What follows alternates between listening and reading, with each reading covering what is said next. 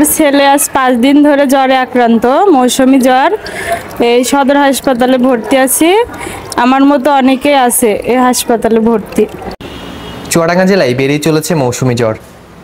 ঘরে ঘরে ছড়িয়ে পড়া এ জ্বরে সবচেয়ে বেশি আক্রান্ত হচ্ছেন শিশু ও বৃদ্ধরা। 3 দিন ধরে আমি জ্বরে আক্রান্ত।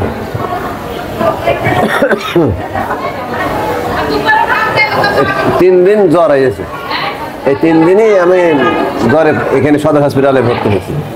আমার মতন আরো রোগী এরকম এই মৌসুমের জ্বরে সব ভর্তি রয়েছে।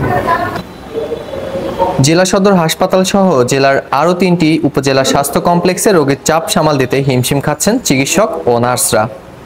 প্রচুর চাপ যাচ্ছে, মানে এখন বর্তমানে যে অবস্থা, সে অবস্থা প্রচুর চাপ যাচ্ছে। এই জন্য আমরা অনেক কষ্ট হয়ে যাচ্ছে, আমাদের সেবা যত্ন অনেক কষ্ট হয়ে যাচ্ছে। হাসপাতালগুলোর শয্যা সংখ্যার তুলনায় রোগীর চাপ বেশি থাকায় অনেক রোগী মেঝেতে চিকিৎসা নিতে বাধ্য হচ্ছেন। এরই মধ্যে দেখা দিয়েছে ঔষধের সংকট, যা পরিস্থিতিকে আরও জটিল করে তুলেছে। জ্বরের উপসর্গ হিসেবে থাকছে প্রচণ্ড মাথা ব্যথা, কাশি ও মারাত্মক দুর্বলতা। অনেকেই জ্ঞান হারাচ্ছেন এবং সুস্থ হলেও দীর্ঘদিন ধরে থাকছে ক্লান্তি ও ব্যথা।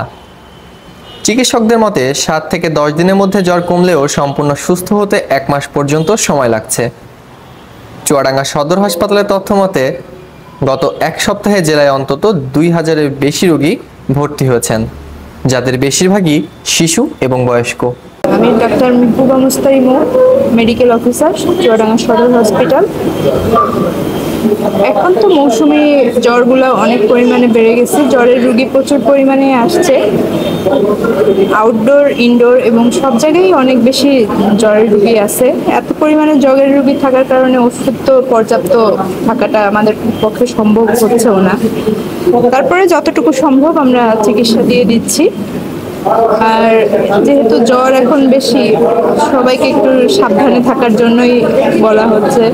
পানি একটু বেশি করে খেতে হবে, ঘরের খাবারগুলো বেশি খেতে হবে, বাইরের খাবারগুলো অ্যাভয়েড করার চেষ্টা করতে হবে। মানুষজনকে, যেখানে মানুষজন বেশি সেসব জায়গায় প্রয়োজন ছাড়া বাইরে যাওয়াটা একটু কমাই দিতে হবে, এই আর কি।